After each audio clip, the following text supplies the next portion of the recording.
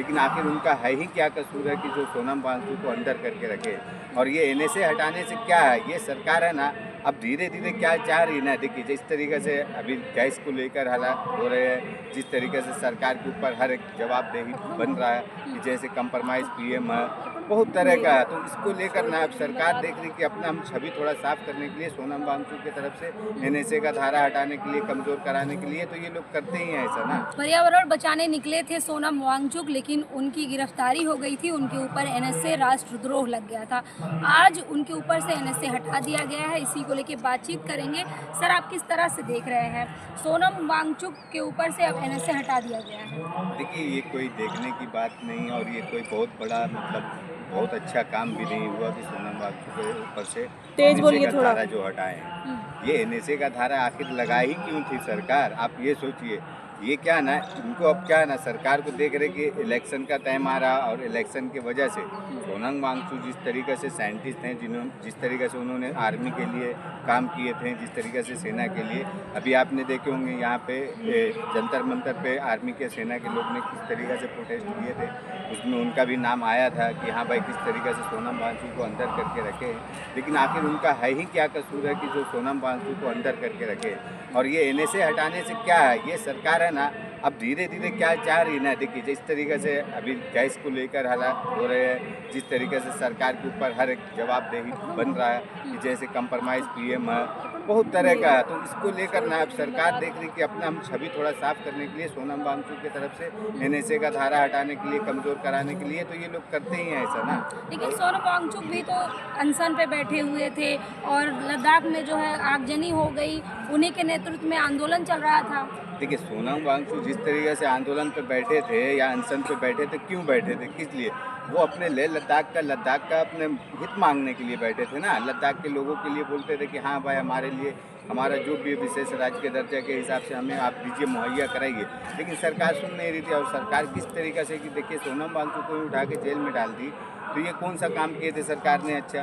अगर सोनम वांगचुक जिस तरीके से आप बताइए कि ये इतने बड़े इंसान को जो देश के हित में कितने बड़ा काम किए, उनके ऊपर एनएसए लगाने वाला काम करती है, हम आप क्या सोच सकते हैं? सरकार क्या है, सरकार तानाशाही रवैया चला रही ना।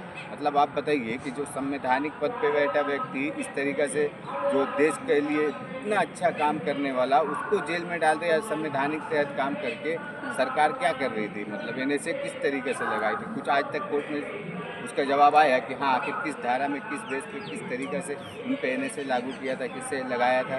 तो ये तो है, ठीक है, चलिए अभी सरकार ने क्या है और पुलिस को किस तरीके तो से इन्हीं के नेतृत्व में जो प्रदर्शन चल रहा था, जो धरना चल रहा था, तमाम लोग भड़क उठे, आगजनी तक कर दिए, वो उनको किसने उकसाया? देखिए ये कैसा ना, ये जो आगजनी है, भड़कना, उकसाना, ये सब जो है ना, ये टोटल करने वाले बीजेपी आरएसएस वाले रहते हैं। हर जगह पे आरएसएस, बीजेपी, बजरंग दल वाले। आप देखिए कहीं भी कोई सामाजिक न्याय के लिए कोई आवाज़ उठाता है, वहाँ पे इस तरीक़े से आगजनी हो जाता है, तोड़ फोड़ हो जाता है। और कौन करता है? आप बताइए, अगर हम हमारे हक के लिए अगर लड़ रहे हैं, तो क्या हम चाहेंगे कि हमारे आंदोलन को हम कमज़ोर बनाएं?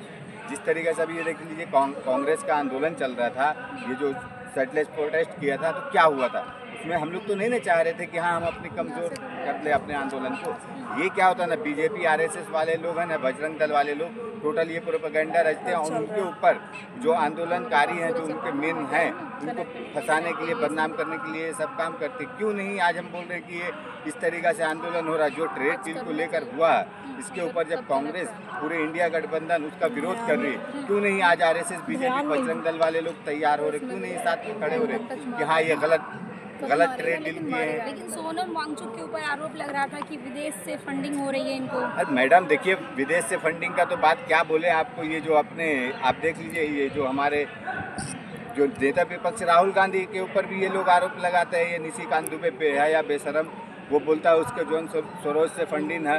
अब मतलब ये लोग को बोलने का क्या कीजिएगा, ये लोग कुछ भी बोलता है। ये लोग को क्या है ना, आप जो देखिए, अगर जनता के लिए आवाज़ उठाएंगे, जनता के हित के लिए बात करेंगे, जनता के लिए कुछ भी कोई भी प्रोटेस्ट प्रोग्राम करेंगे ना, आपको मालूम आतंकवादी, आप देखिए जिस तरीके से किसान कानून आया था, आपने देखी किसान कानून 1.5 साल चला।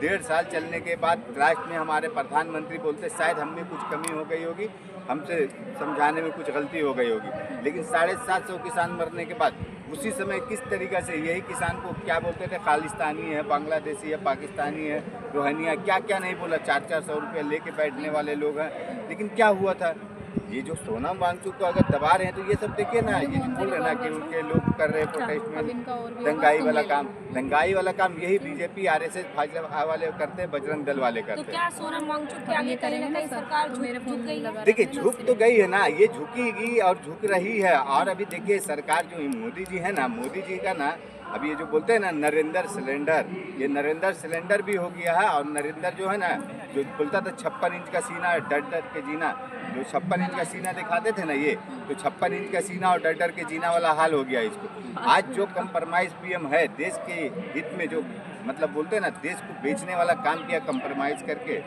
ट्रम्प के सामने मोदी जी ने, वो मतलब बहुत बड़ा दुर्भाग्य है कि हमारे देश को ये दूसरा ईस्ट इंडिया कंपनी बनाने वाला काम किया मोदी जी।